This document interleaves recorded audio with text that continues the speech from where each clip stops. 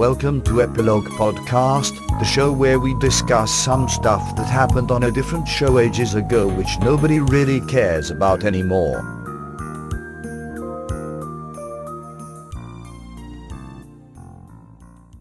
Hi, I'm Portponky. And I'm LeBloc. Today we are discussing Deep Space Nine, Season 4, Episode 22, For the Cause. Sisko and Eddington and Odo suspect Cassidy Yates is a Maquis smuggler before a big twist, and Garak and Ziyal get freaky in a sauna. And by freaky, I mean murdery freaky. As they spoon heated rocks. Hey, it's a Cardassian thing. Who are we to question what is enjoyable? The tone of that relationship was sort of weird to me. It's definitely a bit awkward. I don't know what exactly they were going for. Garak's whole "she's gonna kill me" shtick just comes off as a bit silly. But then at the end, it's revealed that it's not supposed to be that silly.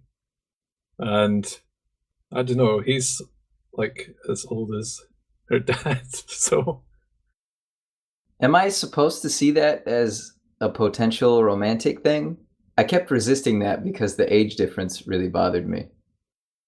I don't know. See, that's another thing that's not really clear. If they're just chums, then it's fine, I guess. But Kira made it seem really serious and kind of romantic or something. And you think sauna is going to be kind of sexy or whatever. Saunas always are, of course. But they're actually just lying on warm rocks whilst in their regular clothes. So I don't know. That scene in the elevator would have been cute, except for the age difference. I couldn't get over that. But if you ignore that, that was some expert level flirting. You'd expect nothing less from Garak, who flirts with everyone, even Quark. He's made of flirt.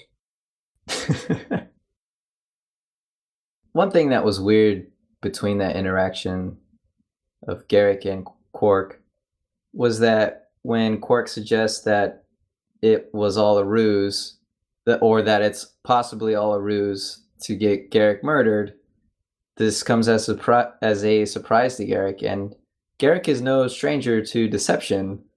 Why does the possible double fake not occur to him? Why would this stun him? He should have thought of that. He seemed very stupid there. He seemed like mirror Garak at that point. Yeah, he's supposed to be much more cunning. Quark is right, though. It's too complicated. I love how he dismissed it for that reason. But it's a good reason to dismiss that plan. But just the way he brushed it aside shows that Quark is a cool customer. Except when you get the lapels wrong. Yes, or the pant legs a meter too long. So we should talk about the main plot, probably. Yes. Cassidy Yates is a bad guy, kind of. Depends who you ask. Well, the Federation are the good guys, and they're against the Maquis, so the Maquis are the bad guys. So if you help them, you're a bad guy. Hey, O'Brien defended the Maquis. No, he just pitied them. He empathized with them. Yeah, but he'll still kill them all. I think that scene was a bit blunt. They were really trying to make the Maquis a sympathetic enemy, but they're not that interesting. Well, they're not in it enough that I really care about what they do. We don't see them apart from when they're doing bad things, so they seem really shallow and just a sort of run-of-the-mill, oh, it's the Maquis, we better stop those bad guys. So every time they try and paint them as sympathetic. It always feels a bit half-hearted. So that scene didn't work for you, I take it. Well, it was O'Brien and Worf, so even if it's not that captivating, those guys make it interesting anyway. Eddington finally called everyone's bluff, because every time he's shown up, the suspicion has fallen upon him as being a covert bad guy. And finally, he is a covert bad guy. The perfect plan. Be suspicious for so long that everyone gets numb to it. Yeah. It makes very little sense. So little that Eddington refused to explain himself. Yeah, the whole heist sort of thing was a bit bizarre. How so? So he zaps Kira, and then he says, "I'm taking control of this station," which is kind of weird because I didn't think he was that high ranked. And to even take command, everyone else would need to know that Kira is out of action. For them to know that, it would be pretty obvious that something is afoot. And then later on, he puts a random guy in charge. That was weird. Where's Dax and Bashir and other high-ranking members of staff? Do they not get quids in when there's a power vacuum? They are all away watching a sports event. Not really. I'm just... Well, it seems like it must be something like that for Ensign Ricky or whatever his name was to assume control of... Was it the whole station? Yeah, or I think so. He went to ops. Yeah, he said go to ops and take control. That guy should have said, no, this is clearly wrong. This is insane. I'm a junior grade security guard. All I do is make sure that people queue properly at the replicators. I'm not taking control of this space station. This is way above my pay grade. It doesn't make any sense that everyone would follow this. Yeah, they'll have been primed to look out for suspicious behavior. And then suddenly Eddington's changing all of the drop-off location for these replicators. They're putting them on a Vulcan shuttle, and he's issuing a bunch of weird commands that are probably contrary to what Odo has said. And then he puts some random guy in charge and just leaves. And no one said, hang on, is this not a little bit weird? I think I've brought up before that orders from Starfleet are always passed by word of mouth in this show. There's no cryptographically secured program that shows you your orders in a way in which you can authenticate them and be confident that they're true. Yeah. So this is not the first time that a random person has just made up orders.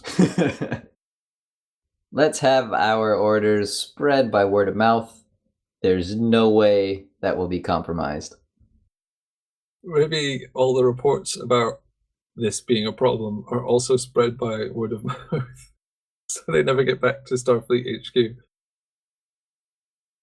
Was it a surprise to you that Cassidy Yates was up to no good? Yes, very surprising. I would not have predicted that. It's a good little twist. Being a cargo smuggler for terrorists is kind of a deal breaker for a romantic relationship. You think? Oh, I'm not a relationship expert. Maybe it's fine.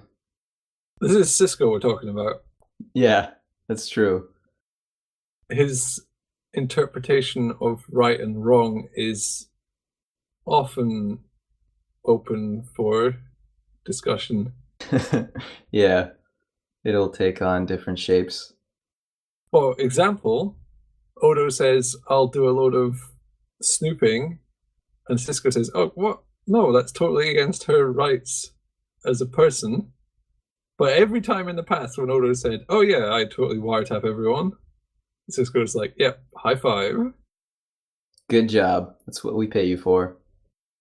So Except we his don't pay you. standards, well, yeah, his standards for what is acceptable veered wildly when it was his GF that was the accused. I really liked that little moment when he already suspects her at this point, and then the door rings. I don't know how to. There's a signal that someone's at the door, and you see Cisco go from being crestfallen that his GF is a no good, dirty scoundrel, and now he has to play a role. So then this smile stretches across his face as if, all right, time to be someone else. Because he's done that all the time. He's so good at it. But it was good they showed that. You can see the mask going on. Although at the same time, he didn't really handle this very well. How should have he handled it? Well, he probably did handle it quite well. Finding out your girlfriend works for Al Qaeda is gonna mess with. I'm not gonna say it. That's harsh.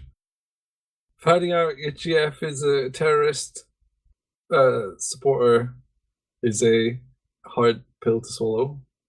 And he went on the unloading cargo bay area. I don't know what it is, and started going on about, oh, go take a vacation right now. That kind of gave it away a little bit.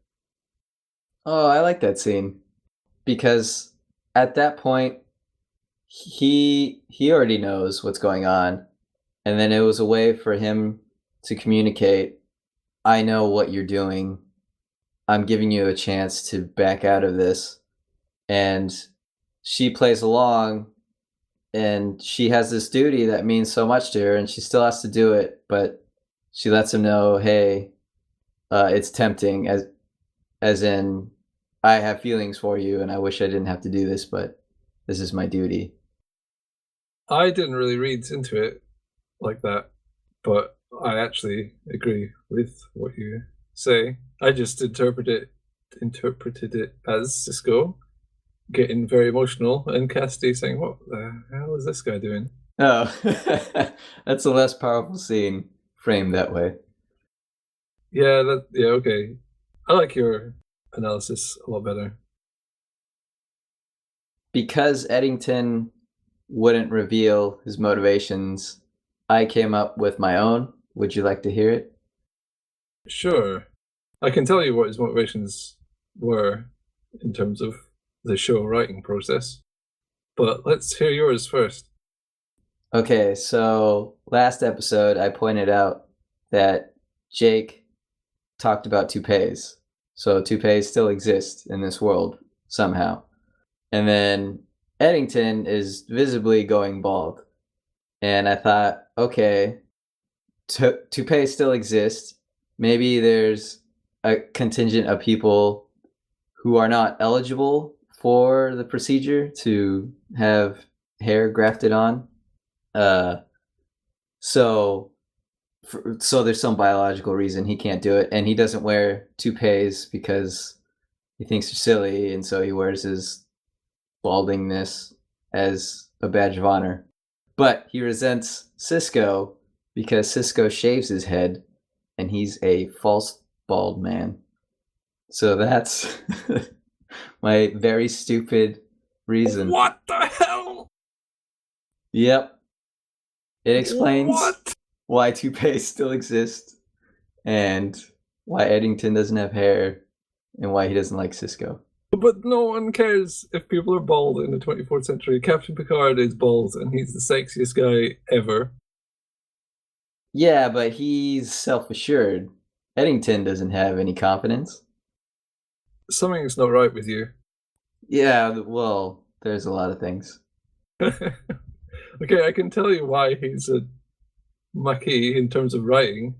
There was lots of fan theories that he was a changeling infiltrator, and the show writers said, oh, no, he's not. Well, let's make him a Maquis guy. I'm sure the toupee thing was secondary in their mind, though. Oh, we brought up toupees. How do we explain? We need to make this make sense. Are we watching the same show? I think so. I'm not so sure of myself. There was one scene I thought was kind of weird. That's when Jake is having breakfast and then he sticks, I guess, bread in the drink and it starts foaming. And then Cisco looks disgusted. I didn't understand why. Because it's disgusting? Oh, all right. Or did it look super delish to you? It did. I wouldn't make that face. It looked weird. He grabs Jake's hand away as if it's acid or something. Don't, you'll get burned. I think that scene happens directly before or after it's mentioned that Cassidy's cargo is mostly organic. So then I thought, so is she transporting weaponry in the form of organics? You mix stuff together and make bombs somehow? Make fizzy bread. Yeah, make fizzy bread bombs. Well, organic weaponry, like biological warfare stuff, is very dangerous. But they dismissed it. Oh, it's organic. You can't do anything with that. Yeah. Didn't she also bombard it with radiation Yes. to sterilize it? So if Yes. it was organic, it would all be destroyed. Yes. Oh well. Here is something which annoyed me. The second time they follow Cassidy Yates in the Zoza to the Badlands. Oh, by the way, they were using cloaking devices in the Alpha Quadrant again. Bad boys. But second time they follow her there, she goes to the same coordinates. Yes. What kind of amateur 2-bit terrorists are these that they meet at the same place every time? They are new to this sort of thing. Wait, no, they're not. They've been terrorizing for years. It was a terrorist intern who decided on the rendezvous point. An intern who went Yes. to work for the terrorists for a period of time to learn terrorism Yes. so she could then apply that in her employment in her life. That's unique experience to put on your CV. Yes, that's very unique. Tell me, are any terrorist groups on Earth accepting interns? Well, you don't write terrorist on the CV. You write freedom fighter. That sounds way Okay. better. So it's just dressing up your CV. Yeah, you never tell the blunt truth on there. So you weren't merely picking meetup coordinates for goods transfer. You were allocating resources in a dynamic environment, dealing with plasma storms and gravitational anomalies, Exactly. scheduling meetings. Cassidy says she dropped off her crew so they didn't have to go to jail. Isn't that also a crime? Yes. That's aiding and abetting someone from justice. It's okay. Cisco will lie for her at the trial. That won't help. How will that help? That's perjury. Do you have some words from the show? I have a few words. This is a short one. Nobody leaves paradise. Ah, yes. Another key line about paradise. It's been a running theme. And it's proved to be a great theme to hinge the show on. It works very well. That line totally made Cisco look like sort of Big Brother 1984 type guy, rather than the paragon of virtue, which he is supposedly. It's great that that line is the paragon of virtue is in this episode where this happens and someone against the Federation asks us to look at the Federation in a different way. And you could label him as Big Brother or something else. I think that line, or the short spiel Eddington gave at the end has done more to flesh out the Marquis and to give them a sympathetic edge than anything else in the show. And it did it not by trying to empathize with the Marquis, but by bringing the Federation down a notch. I completely agree.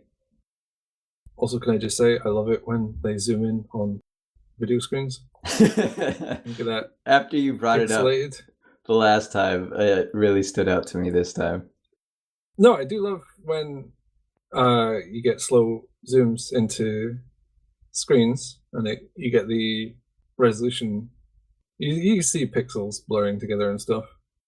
It's effective. It's creepy when it's used right. In the same way, I like it when they end episodes that are supposed to be sad with a slow pan out. It's predictable, but it works. Also agree. So does I pan out or zoom out? You know what I mean. So what did you think of this episode overall?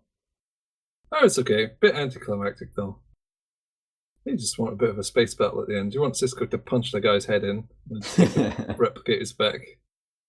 But not today. Can't win all the time. We have the promise of revenge. Cisco says he won't rest until he does stuff.